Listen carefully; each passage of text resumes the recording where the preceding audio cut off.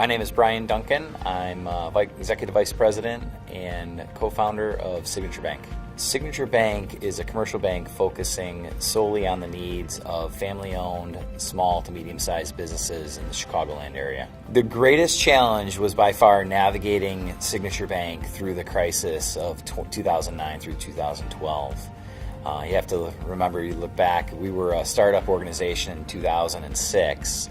Myself and my two business partners, Mick O'Rourke and Kevin Bastuga, had invested all of our chips and all of our personal equity into Signature Bank, along with 250 other shareholders from the Chicagoland area.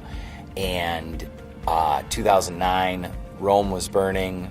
The federal government was talking about nationalizing all the banks.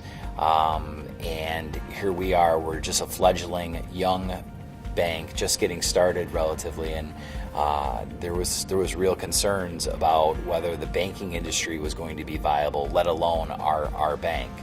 But we were fortunate from the standpoint of we focus solely on middle market, small to medium sized businesses. We don't do a lot of real estate lending, and we didn't do a lot of real estate lending. Most of the problems that the community banks were having were related to the commercial real estate and the real estate market. So we were able to weather the storm. We were able to, our customers, more importantly, our customers were able to weather the storm because they had sources of liquidity, they had off-balance sheet equity. So even though times were tough and a lot of those customers had to batten down the hatch, they did what it took to keep their business afloat and survive, and therefore we in turn benefited from our strong relationships with them, that we were able to continue to grow throughout the crisis. We were able to support these customers with financing and get them through the worst of times. And as we sit here today, 2018, the skies are starting to part a little bit. The economy seems like it's on some more solid footing, and we're one of the fastest growing business banks in the country. The overall lesson I think we've learned from the financial crisis was to stay true to your roots. Stick to what you do and what you do best. If you start experimenting and start investing your loan dollars into a product or into a segment that you're not comfortable with or that you don't fully understand, you risk losing that money. And that money is not mine personally, some of it is, but it's my shareholders' money, it's my partner's money, it's my depositors' money, it's my employees' money.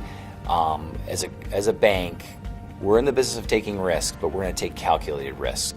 The best business advice I've ever given came from my father. My father was the CFO of a privately owned business here in the Chicagoland area, and he's always told me, do the right thing.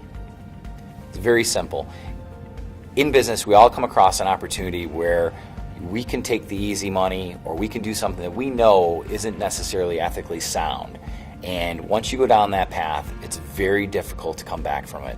And I think our customers recognize that, I think our shareholders recognize that, and I think our employees get that let's do the right thing, let's serve these customers, let's do the best we can, but let's always follow our moral compasses.